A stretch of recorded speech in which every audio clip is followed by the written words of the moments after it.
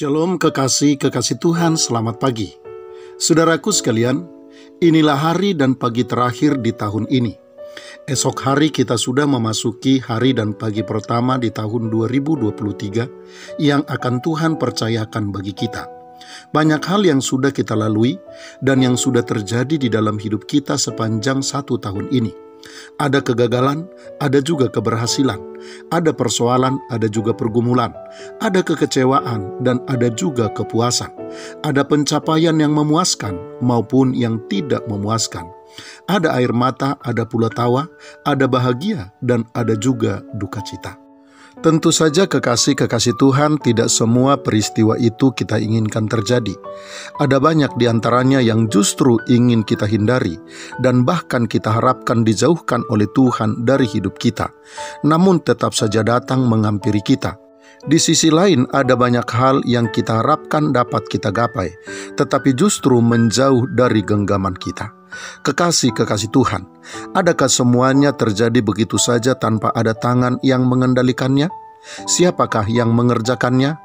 Kekasih Tuhan, Nabi Yesaya di dalam kitab Yesaya pasal 41 ayat yang keempat bertanya sekaligus menjawabnya dengan berkata, "Siapakah yang melakukan dan mengerjakan semuanya itu? Dia yang dari dahulu memanggil bangkit keturunan-keturunan. Aku Tuhan yang terdahulu, dan bagi mereka yang terkemudian, aku tetap Dia juga." Kekasih Tuhan, sebagai anak-anak Tuhan yang mempercayai keterlibatan Tuhan di dalam hidup kita, tentu saja kita meyakini bahwa Tuhanlah yang mengerjakan segala sesuatunya bagi kita, dan tidak ada yang terjadi begitu saja tanpa perbuatan tangannya. Karena itulah pada akhirnya kita harus mempercayai atas segala sesuatu yang terjadi ada maksud dan rencana Tuhan.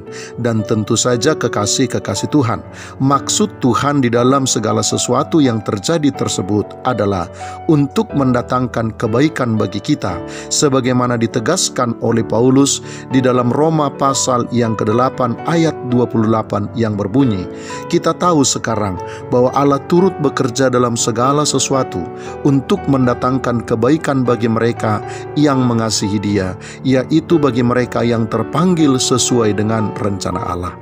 Kekasih Tuhan, menyadari hal itu, marilah kita terus mempercayakan diri dan hidup kita ke dalam tangan-Nya, terlebih di tahun yang baru yang akan segera Tuhan anugerahkan bagi kita. Sebab jika kita meyakini bahwa Tuhan turut bekerja di dalam segala sesuatu untuk mendatangkan kebaikan bagi kita, maka kita harus juga mempercayai bukan saja hari esok yang akan ditata oleh Tuhan dengan sempurna. Atas hal yang paling buruk sekalipun yang terjadi di dalam hidup kita, kita harus tetap mempercayai bahwa di dalamnya Tuhan sedang merencanakan sesuatu yang indah bagi kita. Selamat pagi, Tuhan Yesus memberkati. Shalom.